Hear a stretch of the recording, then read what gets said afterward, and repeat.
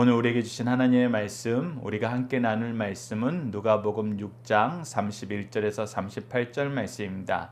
누가복음 6장 31절에서 38절 말씀 제가 봉독해 드리도록 하겠습니다. 남에게 대접을 받고자 하는 대로 너희도 남을 대접하라. 너희가 만일 너희를 사랑하는 자만을 사랑하면 칭찬받을 것이 무엇이냐? 죄인들도 사랑하는 자를 사랑하느니라.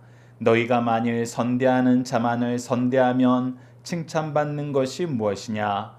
죄인들도 이렇게 하느니라. 너희가 받기를 바라고 사람들에게 구워주면 칭찬받을 것이 무엇이냐? 죄인들도 그만큼 받고자 하여 죄인에게 구워주느니라. 오직 너희는 원수를 사랑하고 선대하며 아무것도 바라지 말고 구워주라. 그리하면 너희 상이 클 것이요 또 지극히 높으신 이의 아들이 되리니 그는 은혜를 모르는 자와 악한 자에게도 인자하시니라. 너희 아버지의 자비로우신 같이 너희도 자비로운 자가 되라. 비판하지 말라. 그리하면 너희가 비판을 받지 아니할 것이요 정죄하지 말라. 그리하면 너희가 정죄를 받지 않을 것이요 용서하라. 그리하면 너희가 용서를 받을 것이요 주라. 그리하면 너희에게 줄 것이니 곧 후히 되어 누르고 흔들어 넘치도록 하여 너희에게 안겨주리라.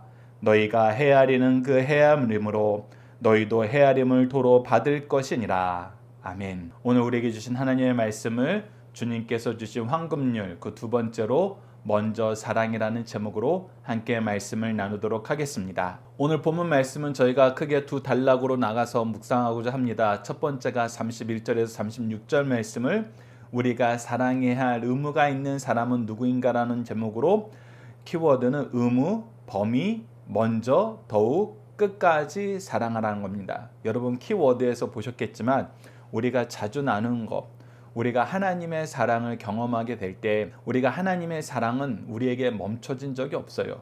그런데 우리가 그것이 하나님으로부터 온 사랑인지 이것이 사랑의 안에서 이루어진 것인지 깨닫지 못하고 그저 허랑방탕하게 하나님 사랑에 감사할 줄 모르고 살았던 세월이 있어요. 그런데 성경 말씀을 보면은 하나님이 이런 상황에서도 날 사랑하셨구나. 내가 아직 죄인 되었을 때 내가 아직 그분을 거부하고 저주하면서 살 때 그분 앞에서 정말 파렴치하게 살 때에도 하나님은 나를 사랑하셨구나 라는 것을 깨닫게 되면서 성경을 통해서 하나님의 사랑이 어떤 걸 배우게 되냐면 우리를 먼저 사랑하셨다, 우리를 더욱 사랑하신다, 끝까지 사랑하신다. 그래서 우리도 사랑할 때는 하나님이 우리를 사랑하셨던 것처럼 먼저 사랑하라, 더욱 사랑하라, 끝까지 사랑하라. 이것이 하나님의 사랑을 받아서 하나님 사랑으로 이웃을 사랑하는 사람들의 모습이고 그리스도인들의 모습이란 겁니다. 우리 믿음의 선조들이 이 사랑을 세상에 보여줌으로 기독교가 사랑의 종교라는 사람들의 인정을 받게 되었었습니다. 반대로 우리가 지금 기독교인들이 사랑이 없어 저들은 이기적이야, 저들은 자기네들 잘난만 해, 자기들의 이익만 위해서 살아 하면은 우리는 무엇을 잃어버린 거냐면 하나님이 우리를 사랑하셨던 그 사랑을 잃어버린 거예요. 먼저 사랑하고 더욱 사랑하고 끝까지 사랑하는 것. 오늘 본문 말씀은 이 내용을 우리에게 직접적으로 얘기하면서 제가 박효일 목사님한테 배운 말씀 때문에 이 단락의 제목을 우리가 사랑해야 할 의무가 있는 사람은 누구인가로 잡았습니다. 박효일 목사님이 예전에 이 말씀을 설교하시면서 이 말씀을 보면은 참 부끄러운 내용이 있다. 그 내용이 무엇이었냐면 본문 말씀을 보십시오. 남에게 대접받고자 하는 대로 너희는 남을 대접하라. 너희가 만일 너희를 사랑하는 자만 사랑하면 칭찬받을 것이 무엇이냐? 죄인들도 사랑하는 자는 사랑하느니라. 33절 계속 이어서 봅니다. 너희가 만일 선대하는 자만 선대하면 칭찬받을 것이 무엇이냐? 죄인들도 이렇게 하느니라. 34절도 마찬가지입니다. 너희가 받기를 바라고 사람들에게 구워주면 칭찬받을 것이 무엇이냐? 죄인들도 그만큼 받고자 하여 죄인에게 구워주느니라. 박효일 목사님이 말씀 설교하시면서 부끄럽다 하신 부분이 이거였어요. 죄인들도 사랑해야 될 사람은 사랑한다. 죄인들도 자기에게 선대하는 사람은 선대한다. 죄인들도 받고자 하면 그만큼은 준다. 그런데 그리스도인들이 교회 다닌다면서 예수님 믿는다면서 예수님의 사랑으로 사랑한다면서 이것도 안 한다는 거예요. 사랑해야 될 의무가 있는 사람도 사랑하지 않고 자기를 선대하는 사람들 뒤통수 치고 자기가 받고자만 하고 주려고는 절대 안 하고 공짜로 먹고 살려 그런다는 것입니다. 그것이 교회 안에서 더 심해진다는 거예요. 조금이라도 더 뺏으려고 그러고 조금이라도 더 차지하려고 그러고 조금이라도 더 내세우려고 그러고 그러니 2000년 전에 이 말씀을 주셨을 때는 죄인이라도 이렇게 산다 하셨던 그 말씀이 도리어 이제 우리를 정죄하는 말씀이 되었다라고 설교를 하신 적이 있어요. 그래서 제가 이 본문 말씀으로 말씀 나눔을 할 때, 성경 공부를 할 때, 우리 승리한 삶 모임을 할 때 우리는 그렇지 않은가? 우리도 한번 돌아봐야 될 필요성이 있다. 그래서 제목을 우리가 사랑해야 될 의무가 있는 사람은 누구인가라고 제목을 정했습니다. 여러분 이 말씀 안에서 죄인들도 마땅히 사랑해야 될 사람, 마땅히 선대해야 될 사람, 마땅히 주어야 될 사람들에게는 주고 선대하고 사랑해요. 근데 우리는 사랑해야 될 의무가 있는 사람이 누가 있습니까? 우리가 마땅히 공경해야 될 대상으로서 부모가 있죠. 그리고 마땅히 사랑해야 될 대상으로 자녀가 있습니다. 공경과 사랑은 큰 의미에서는 이 사랑의 테두리 안에 다 있죠. 근데 우리가 과연 사랑하냐는 것입니다. 진실로 사랑하냐는 것입니다. 우리가 이 사랑을 한다 그랬을 때도 우리가 명절을 보내는 그 사이에 있지만 때론 부끄러워요. 내가 미워하진 않아도 사랑하지도 않아. 이게 참 희한한 논리예요. 미워하지도 않지만 사랑하지도 않아. 그 얘기는 사실 뭐예요? 나는 관심 끌래예요. 나는 그 사람하고는 얽히기 싫어예요. 근데 그 사람이 그 사람이라고 불리우는 대상이 누구였냐면 하나님께서 우리에게 정해주신 사랑해야 될 의무가 있는 사람이 그 테두리 안에 있다는 것입니다. 그래서 우리가 마음이 아픈 거예요. 우리가 하나님 앞에 부끄럽게 되는 것입니다. 그래서 여러분도 오늘 본문 말씀을 볼 때 다시 한번 생각해 보십시오. 나는 미워하진 않잖아. 아니에요, 여러분들. 오늘 본문 말씀은 마땅히 사랑해야 될 의무가 있는 사람들은 죄인들도 사랑하는데 너희들 죄인들보다 낫니? 이 의미가 포함되어 있어요. 그러면서 더 나아가는 거예요. 더 나아가는 거. 죄인도 하는 걸 너희들이 하면서 일반 사람들이 하는 걸 너희들도 하면서 어떻게 하나님 믿는다는 사람들이 여기서 이제 중요한 대목이 있습니다. 도대체 하나님 믿는다는 사람들이 어떻게 그럴 수 있니? 라고 얘기할 때 성경이 우리의 믿음의 선조들이 우리에게 이 말씀을 가르침을 주면서 어떻게 하나님 믿는 사람들이 그럴 수 있니? 라고 얘기할 수 있는 이유는 뭐예요? 도대체 하나님 믿는 사람이 뭐가 달랐길래 뭐가 달라서 하나님 믿는 사람은 원수도 사랑해야 되나요? 라는 거예요. 왜 내가 사랑해야 될 의무가 없는 사람까지 사랑해야 되냐요? 라고 우리는 물어볼 수 있잖아요. 도대체 우리가 뭐라고요? 그랬을 때 여러분들 앞서 그래서 하나님이 우리에게 보여준 사랑을 먼저 얘기하는 겁니다. 너희들은 하나님의 사랑 받았잖아. 너희들은 하나님의 사랑을 더 크게 받았잖아. 우리가 하나님의 은총을 얘기할 때 일반 은총과 특별 은총을 얘기합니다. 일반 은총은 태양빛과 같은 거예요. 비와 같은 거예요.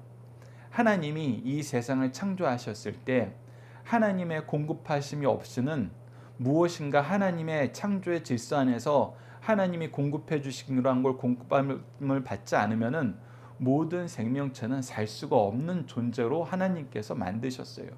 그래서 하나님을 인정하게 만들었어요. 하나님을 의지하게 만들었어요. 그것이 일반 은총이에요. 우리가 해와 같은 거, 비와 같은 거, 이 땅과 같은 거, 이 대기와 같은 거, 그 일반 은총은 하나님이 끊임없이 우리에게 주고 계세요. 하나님 안 믿는 사람도 받아요. 그러면서 동시에 우리에겐 특별 은총을 주셨어요. 특별히 하나님이 더 사랑하셔서 그 사랑의 은혜를 더 풍족하게 주셨어요. 우리가 아직 죄인 되었을 때, 우리가 하나님을 저주하면서 살 때, 그의 사랑을 무시하면서 살 때, 그의 이름을 함부로 이용하면서 살 때, 그럼에도 불구하고 하나님은 우리를 끊임없이 사랑하셨어요. 그래서 그 사랑에 감격하여서 우리가 그리스도인으로 살기를 기뻐하는 거 아니에요. 그 사랑이 너무 좋아서.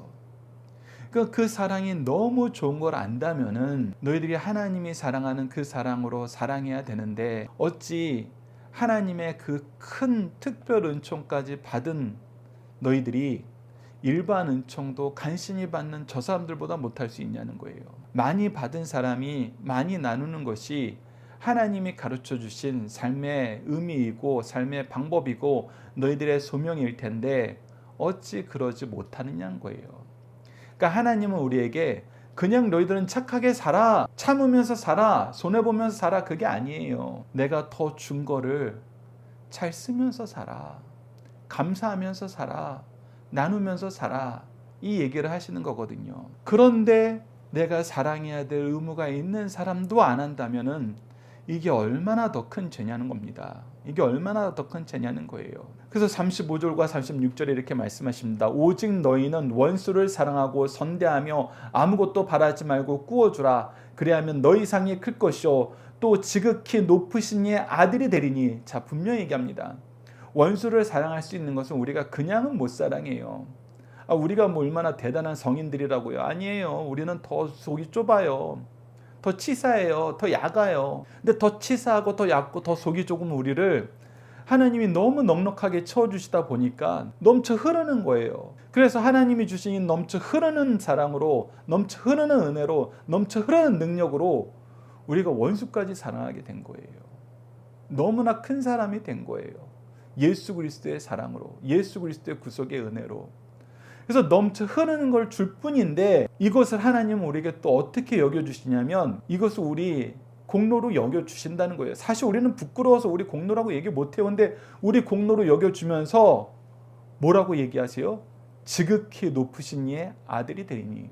이거는 하나님이 선언하고 세상이 인정하게 만드시겠다는 거예요. 우리 이사야서 69장 9절 말씀을 통해서 너희들은 하나님께 복받은 자손이라 세상이 인정하게 되는 것처럼 우리가 하나님 자손이라고, 하나님 자녀라고, 하나님의 기업을 이을 자라고 세상이 인정하게 만드시겠다는 거예요. 누가? 하나님이. 계속해서 봅시다. 그는 은혜를 모르는 자와 악한 자에게도 인자하시니라. 놀랍잖아요. 그의 인자하심이 은혜도 모르고 악한 우리를 사랑으로 품어주시고 자녀 삼아주셨어요.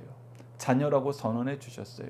그래서 우리도 하나님의 사랑으로 은혜도 모르고 악한 자를, 대표적으로 우리 원수들을, 우리의 원수들이 왜 원수가 됐어요? 우리가 똑같이 치고 박다가 원수된 거 아니에요. 그리스도인들의 원수는 여러분들, 우리가 열을 공격하니까 열을 대적하는 사람, 이런 사람은 원수라고 안 부릅니다. 여러분들, 우리가 열을 줬는데 100으로 공격하는 사람들을 원수라 그래요. 성경 안에서는 그런 사람들이 원수예요. 근데 그런 사람들까지 사랑하게 만드셨다는 거예요. 사랑할 수 있도록 우리를 풍족하게 채워주셨다는 것입니다. 그래서 우리가 함께 묵상할 말씀을 보면 이 부분을 더욱더 확실하게 확인할 수 있습니다. 마태복음 22장 37절 40절을 보시죠. 예수께서 이르실 때 내 마음을 다하고 목숨을 다하고 뜻을 다하고 주 너희 하나님을 사랑하라 하셨으니 이것이 크고 첫째 되는 계명이요. 하나님께서 이 말씀을 우리에게 주셨을 때에는 하나님의 사랑을 충만하게 경험하게 하셨어요. 애굽에서 우리를 이끌어내시고 만나와 메추라기로 우리를 먹이시고 불기둥과 구름기둥으로 우리를 인도하시면서 시시때때로 물을 주시고 하나님의 말씀과 하나님의 위엄으로 우리에게 나타나셔서 하나님의 은혜를 알고 살게 하셨어요. 경험하고 살게 하셨어요. 인정하고 살게 하셨어요. 의지하면서 살게 하셨어요. 이 사랑을 풍성하게 경험하고 뭐라 그래요? 마음을 다하고 목숨을 다하고 뜻을 다하여 너도 주 너희 하나님을 사랑하라. 근데 여러분들, 이 말씀은 우리가 성경 전체에서 하나님이 우리에게 역사하신 그 의미를 깨달아 보면은, 경험하다 보면은, 야, 이게 정말 하나님이 우리를 높이시면서 얘기하신 거다라는 걸 경험하게 돼요. 왜 그러냐면 우리는 사실 누군가를 이렇게 열심히 사랑할 수 있는 존재가 아니에요. 우리가 나 자신도, 내가 가장 사랑한다는 내 배우자도, 내 자식도 마음을 다하고 목숨을 다하고 뜻을 다하여 사랑한다는 거 여러분들 사실 힘들어요. 불가능해요. 그런 우리가 하나님을 사랑한다고요? 아이고, 천만의 만만의 말씀이죠. 그런데 우리가 이렇게 사랑하게 만드세요. 이런 사랑을 할 수 있도록 우리를 고쳐주세요. 성장시켜주세요. 근데 그 성장시키는 방법이 무엇인가라고 딱 봤더니 하나님의 사랑을 기뻐하면 이렇게 돼요. 여러분 이게 신비예요. 이 정말 신비입니다. 우리가 정말 사랑해야지, 정말 열심히 해야지, 정말 무엇인가를 이루어야지. 그래서 막 계획을 짜고 막 무엇인가를 정말 헌신하고 투자하면서 나 여기에 올인할래 이렇게 해서 될 거였으면 여러분들 오히려 우리가 더 자랑할 수 있고 더 교만할 수 있고 더 뿌듯할 수 있을 텐데, 사실 하나님 사랑하는 거 우리가 자랑하고 뿌듯하고 교만할 내용이 없잖아요. 왜 그러냐면 우리가 마음과 목숨과 뜻을 다하여 하나님을 사랑할 수 있게 된 그 과정을 보니까 다른 게 없었어요. 그러니까 하나님이 우리를 사랑하시는 게 너무 기쁜 거예요. 하나님이 우리를 이끄시는 게 너무 즐거운 거예요. 그래서 그냥 하나님 사랑 안에서 즐거워하는 삶, 그 사랑을 인정하는 삶, 그 사랑을 의지하는 삶을 살다 보니까 내 삶이 이렇게 변해요. 내 삶이 그렇게 변했을 뿐인데 하나님은 우리가 이렇게 살았다고 인정해 주시는 거예요. 우리 하나님이 항상 우리를 대하시는 모습이 이렇습니다.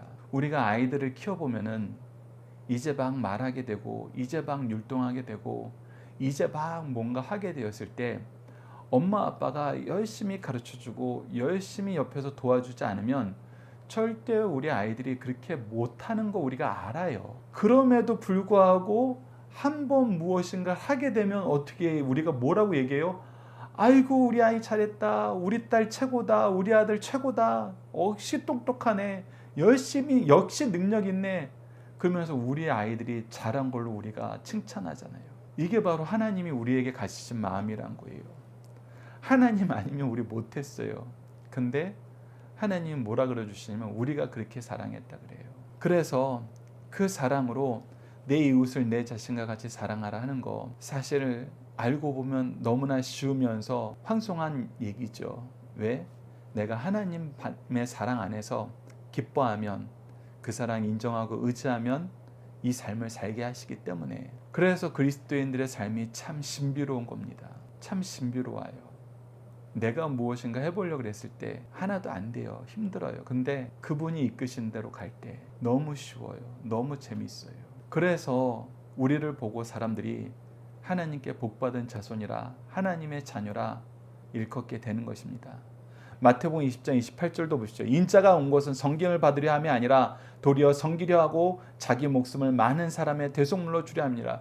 그래서 우리에게 중요한 것은 우리의 목적의식이 중요하다는 거예요. 우리가 하나님께 받은 은혜를 무엇을 위해 써야 되느냐라고 했을 때 섬기는 데 써야 된다라는 이 당위성, 이 목적의식, 이것만 분명하면은 여러분 어렵지 않아요. 근데 이걸 안 하는 거예요. 은혜는 실컷 받아놓고, 사랑은 실컷 받아놓고, 섬김은 실컷 받아놓고 내가 제일 높아지려고 그래요. 그러면은 여러분들 교회 다니는 게 재미가 없어요. 하나님 말씀으로 사는 게 하나도 재미가 없어요. 왜? 나는 나만 높아지고 싶은데 다른 사람들이 더 높아지거든요. 겸손한 사람이, 모자른 사람이, 정직한 사람이, 너무 착해서 미련해 보이는 사람이 하나님 앞에 더 귀하게 쓰임을 받거든요. 그러니까 막 화딱지가 나는 거예요. 여러분 이 내용 여러분 삶에서 잠잠히 묵상해 보십시오. 정말 그렇습니다. 그래서 다시 한번 강조합니다. 우리가 하나님의 풍성한 은혜에서 그 사랑받음을 기뻐하고 인정하며 의지하고 살고 우리의 삶의 방향을, 목표를 무엇하는 데 두라? 섬기는 데 두라. 그러면 예수 그리스도의 길을 우리가 너무나 자연스럽게 가고 예수 그리스도께서 우리에게 허락하신 그 은혜를 너무나 풍성하게 누리게 됩니다. 그리고 우리가 어떤 사랑을 하게 되느냐? 하나님이 우리에게 보여주신 그 사랑으로 우리가 사랑하게 돼요. 그 사랑이 뭐예요? 우리를 먼저 사랑하고 더욱 사랑하고 끝까지 사랑하셨던 거예요. 우리가 예전에는 요한일서 말씀과 요한복음 말씀을 예로 많이 들었습니다. 오늘은 로마서 5장 8절도 함께 예를 들겠습니다. 로마서 5장 8절을 보시죠. 우리가 아직 죄인 되었을 때 그리스도께서 우리를 위하여 죽으심으로, 즉 우리가 죄인 되어서 아직 예수 그리스도를 모를 때, 하나님을 모를 때 하나님은 우리를 향한 그 사랑을 예수 그리스도를 통해서 성취하셨어요. 하나님께서 우리에 대한 자기 사랑을 확증하셨느니라. 그래서 먼저 사랑하시고 그 목숨을 주심으로 더욱 사랑하시는 걸 보여줬어요. 요한일서 4장 19절도 보십시오. 우리가 사랑하면 그가 먼저 우리를 사랑하셨습니다. 먼저 우리를 사랑하신 거 우리가 어떻게 인정하지 않을 수가 있어요. 요한일서 3장 16절을 보시죠. 그가 우리를 위하여 목숨을 버리셨으니 우리가 이로써 사랑을 알고 우리도 형제를 위하여 목숨을 버리는 것이 마땅하니라. 더욱 사랑을 받았던 사람들은 더욱 사랑하게 돼 있어요. 요한복음 13장 1절을 보면 유월절 전에 예수께서 자기가 세상을 떠나 아버지께로 돌아가실 때가 이른 줄 아시고 세상에 있는 자기 사람들을 사랑하실 때 끝까지 사랑하시니라. 우리도 이 지상에서의 사역이 끝날 때까지는 우리 사람들을, 우리에게 맡긴 그 영혼들을 끝까지 사랑해야 된다는 거예요. 예수님이 누구까지 사랑하셨어요? 자기를 판 가룟 유다와 자기를 배반한 베드로까지 오히려 더 사랑하셨어요. 연약한 사람, 악한 사람, 약은 사람, 모자른 사람들 예수님은 더 사랑하셨어요. 더 사랑하시는 거예요. 끝까지 더 사랑하는 거. 하나님이 우리를 이렇게 사랑하셨으니 우리도 이렇게 사랑하자. 우리도 이렇게 사랑하자. 그것이 하나님이 우리에게 주신 이 황금률이란 것입니다. 두 번째 단락을 보도록 하겠습니다. 37절에서 38절입니다. 이 단락은 예수님은 우리가 재판관이 되기보다는 무엇이 되라고 명령하시나요? 키워드는 용서자, 공급자입니다. 37절을 보시죠. 비판하지 말라. 그리하면 너희가 비판을 받지 않을 것이요. 정죄하지 말라. 그리하면 너희가 정죄를 받지 않을 것이요. 용서하라. 그리하면 너희가 용서를 받을 것이요. 주라. 그리하면 너희에게 줄 것이요. 곧 후이되어 누르고 흔들어 넘치도록 하여 너희에게 안겨주리라. 너희가 헤아리는 그 헤아림으로 너희도 헤아림을 도로 받을 것이니라. 37절은 뭐라는 거예요? 우리가 용서자가 되라는 거예요. 비판하지 말고 정죄하지 말고 용서하라는 거예요.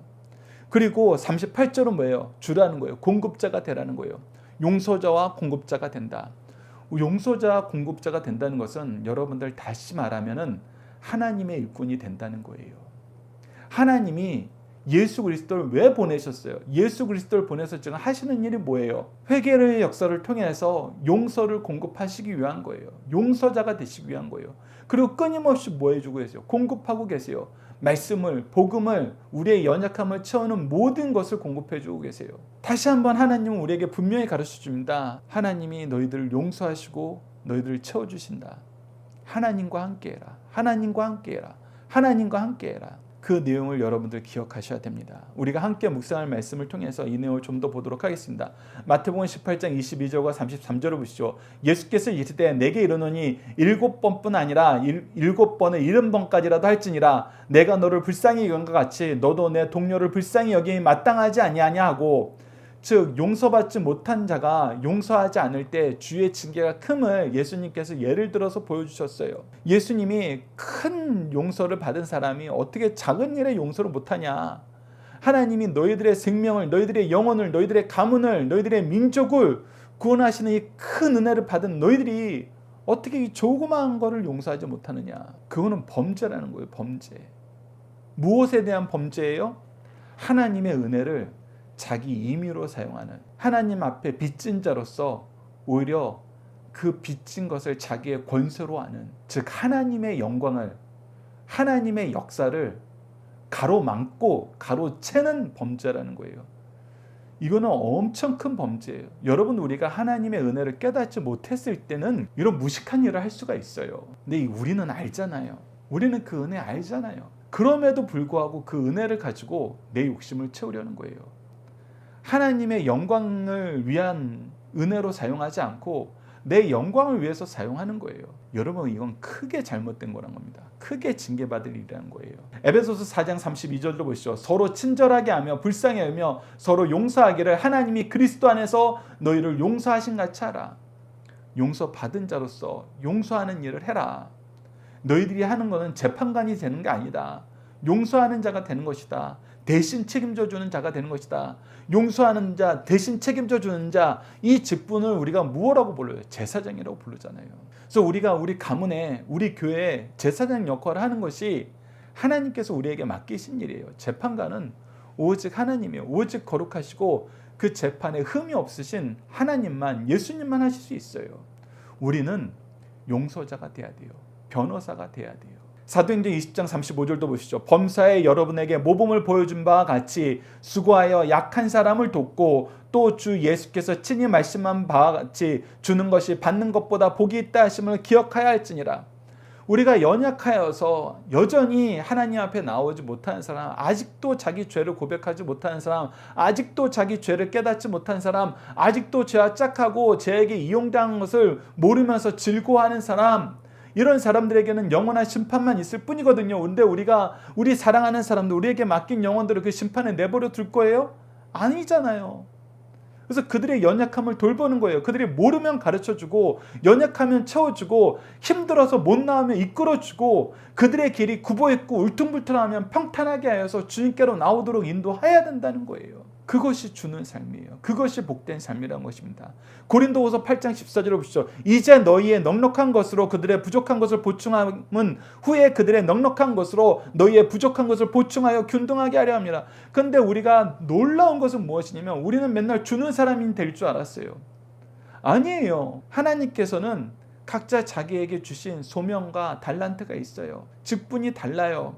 근데 그것이 그 직분을 위해서, 그 소명을 위해서, 그 사명을 위해서 하나님이 더 주신 것이 있는데, 누군가에게 더 주신 것은 반드시 누군가에게 채워주는 역할을 하게 해요. 그래서 내가 평생 돌보고 내가 평생 책임져야 될 줄 알았는데 아니더란 거예요. 이 사람이 나에게 은혜의 통로가 되고 기쁨의 통로가 되고 감사의 제목이 되더란 거예요. 우리가 서로가 서로에게 축복의 통로가 되더란 거예요. 이것이 교회예요. 이것이 가정이에요. 하나님은 이것을 반드시 경험하게 하세요. 반드시 경험하게 하세요. 그때보다 더 기쁠 때가 없다는 거예요. 내가 평생 책임져야 될 줄 알았는데 아니더라는 거예요. 나의 힘이 되고 나의 지지자가 되고 나의 기쁨의 통로가 되고 나에게 감사의 통로가 되고 은혜의 통로가 되더란 거예요. 여러분, 이것이 믿음의 명문가고 하나님이 쓰시기 기뻐하는 교회의 모습입니다. 그러면서 여러분들 6장 말씀을 우리가 지난주에 이어서 이번 주에 마무리하게 되는데 6장 말씀을 자세히 보세요. 우리가 안식일에 대해서 얘기하시는 말씀으로 시작해요. 그러면서 인자가 안식일의 주인이란 말씀이 무슨 의미였어요? 우리가 무슨 의미라고 다시 한번 강조했습니까? 안식일의 주인이니까 내가 마음대로 할래? 예수님 결코 이런 의미로 말씀하신 거 아니에요. 너희들이 안식일을 지키려면 나처럼 지켜야 된다. 왜? 내가 가장 바르게 지키고 있다. 주인으로서 가장 바른 모습을 너희들에게 보여주고 있다. 이 의미였어요.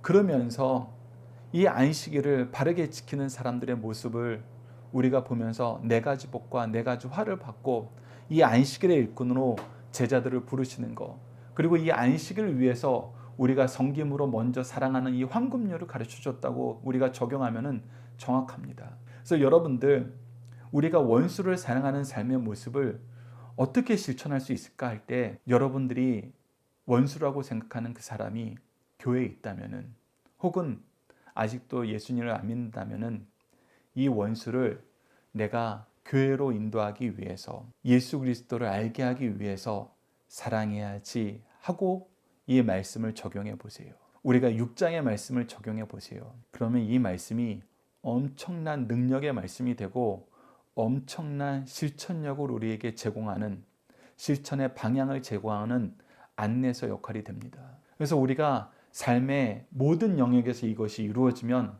더욱더 감사하지만, 여러분들 잘 이루어지지 않을 때 목적을 두세요. 우리가 그들을 섬기는 목적, 그들에게 이 사랑을 베푸는 목적은 그들이 하나님을 알게 하는 것, 예수 그리스도를 믿게 하는 것. 그러기 위해서는 우리가 무엇을 한다? 이들이 교회로 나갈 수 있는 길을 평탄하기 위해서 우리가 당해도 섬긴다. 우리가 먼저 사랑한다. 우리가 미움 가운데에서도 더욱더 사랑한다. 우리가 그리고 이들이 하나님의 백성이 되도록 끝까지 사랑한다. 그러면 하나님이 충만하게 주시고 더 주십니다. 그런데 반대로 주의해야 될 것도 있어요. 항상 우리가 성경이 우리에게 긍정적으로 가라하는 그 부분을 보면서도 동시에 가라하는 그 부분을 실천하지 않는 사람들에게 주시는 경고의 말씀도 우리가 기억해야 됩니다. 우리가 저처럼 목회자로서 교회로, 예배로, 하나님께로, 예수 그리스도께로 나오는 길을 평탄하게 할 사명이 있는 사람으로서 우리가 도리어 사람들이 나 때문에, 저 목사 때문에, 저 장로 때문에, 저 권사 때문에 내가 속상해서 교회를 못 나가겠어, 이런 삶을 산다면은 여러분, 우리는 이 6장을 완전히 뒤집어서 자기 욕심으로 이용하고 있는 사람이 되는 것입니다. 그래서 이런 부분은 여러분들이 반드시 주의해야 된다는 거, 더욱 조심해야 된다는 거, 여러분들 꼭 기억해 주십시오. 자, 중심 사상을 보도록 하겠습니다. 첫 번째입니다. 주님은 대접받기보다는 남을 먼저 대접하라고 하십니다. 그러하면 자신을 미워하는 자까지 사랑할 수 있게 될 것이요, 하나님의 아들이 될 뿐 아니라 하나님의 성품을 본받게 됩니다. 두 번째, 주님은 사람을 비판하지 말고 잘못을 용서하는 사람이 되라 하십니다.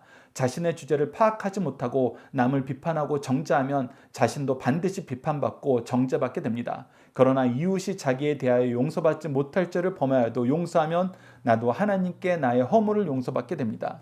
세 번째, 주님은 하나님께 받은 것을 나누어 쓰는 성도들이 되라고 하십니다. 하나님께서 우리에게 주신 것들을 헤아려 보면 너무 많은 것들을 받았음을 알게 됩니다. 그것은 나만 위해 주신 것이 아니라 이웃의 필요를 채우는 데 쓰라고 주신 것입니다. 우리에게 베풀며 살게 하신 것을 감사하면서 뜻있고 값있게 씁시다. 하나님께서 기뻐하시고 더 풍성하게 주십니다. 자녀들과 함께하는 기도 훈련을 통해서 기도하고 예배를 마치도록 하겠습니다. 함께 기도하시겠습니다. 우리를 사랑하시고 우리로 사랑하며 살 수 있도록 함께 하시는 하나님, 예수 그리스도를 통해서 사랑을 알게 하시고 놀게 하시고 나누게 하심을 감사합니다. 사랑할 의무가 있는 사람을 넘어 하나님의 사랑하심으로 사랑의 공급자가 되라 하셨는데, 도리어 미워할 이유, 정죄할 이유를 더 많이 만듦을 용서해 주소서.